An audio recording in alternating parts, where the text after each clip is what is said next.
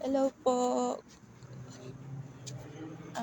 Ito po, maputik na ang daan. Pauwi na po ng bahay. Ito po ang babaeng lakad.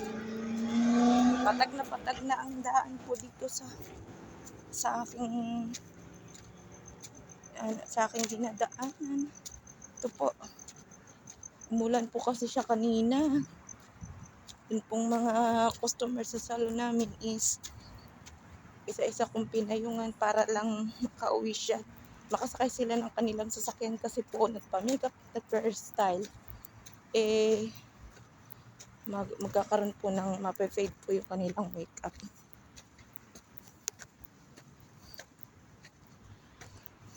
Ito po may parating pang sasakyan.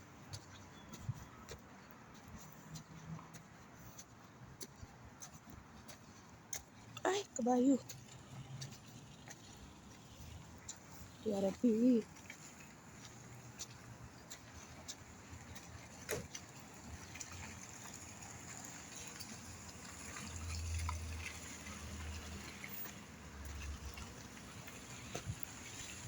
Ito po siya, maputik po siya, may tubig-tubig. Meron po siyang tubig. Dito po sa kalsada kasi umulan po siya kanina, malakas po yung ulan. Ilang araw na po kasi umuulan dito sa Oman. Mabuti lang po ako at malapit yung bahay ko, then kayang lakarin lang po. Sa ibang part po bumabaha din po. Pag po malakas ang ulan meron pong bumabaha ngayon dito sa Oman. Meron ding binabaha. Ito po, malamig po siya. Pero pagkatapos po nitong rainy season na ito, sobrang sigurado po, sobrang init na naman po dito.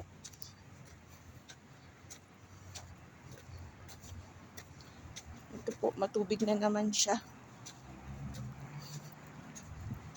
Mahirap po dito sa daan na ito kasi meron po kasing area na marami pa siyang tubig.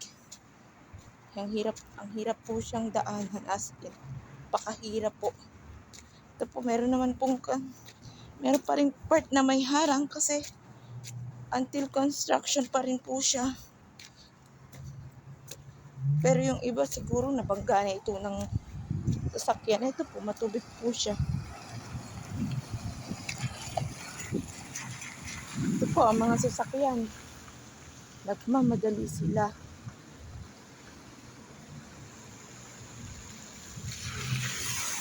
Ay! May tubig.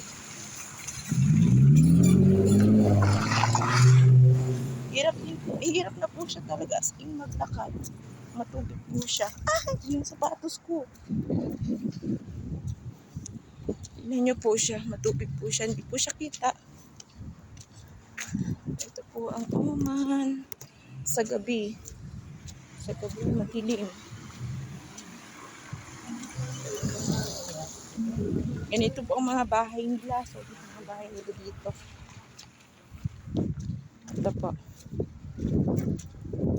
Pero masarap po ang klima ngayon kasi malamig siya. Wala pong problema kahit maglakad.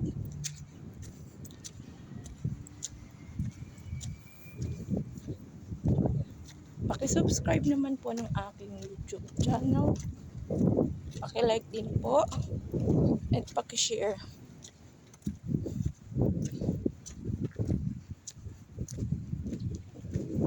Ito po ang buhay OFW. Tsaka lang po.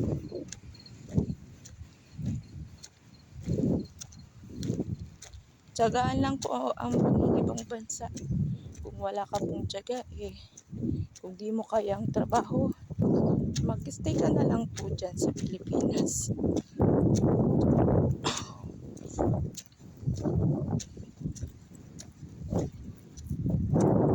Ayaw ko lang po yun sa mga nag-iisip ng ibang bansa. Ito po, may mga tubig-tubig pa rito.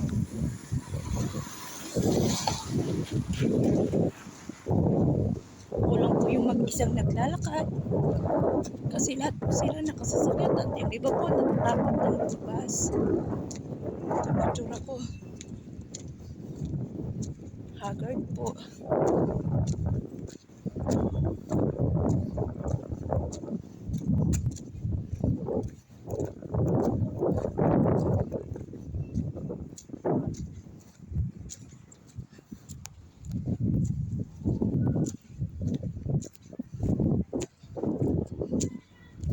Ito po ang aming buwan dito.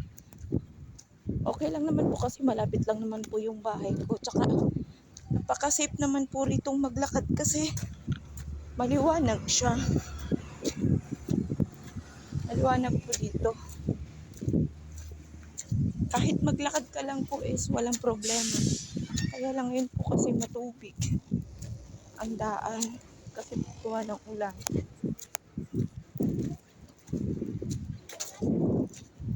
Ito po may mga taong nandito sa labas.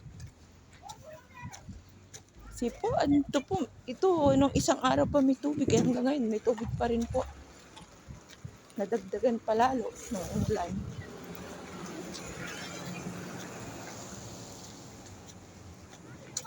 Ito po yung gas station niya. Almahas gas station, yan po siya. Dito na lang po ako dadaan sa may shortcut.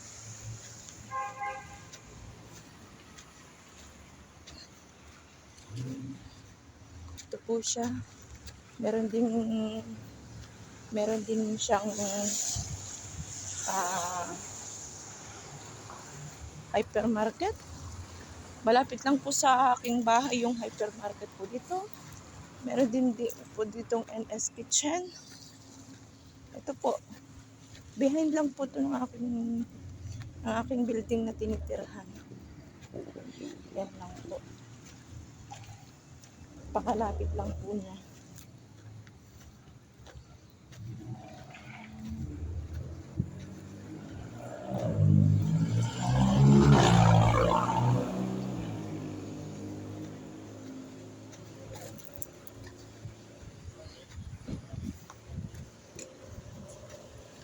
Lamig.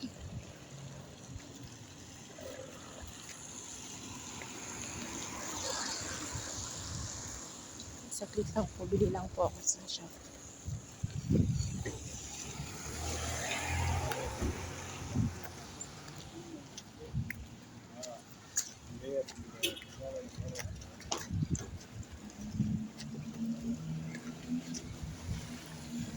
So, ikat po yung video kasi papasok po ako ng supermarket.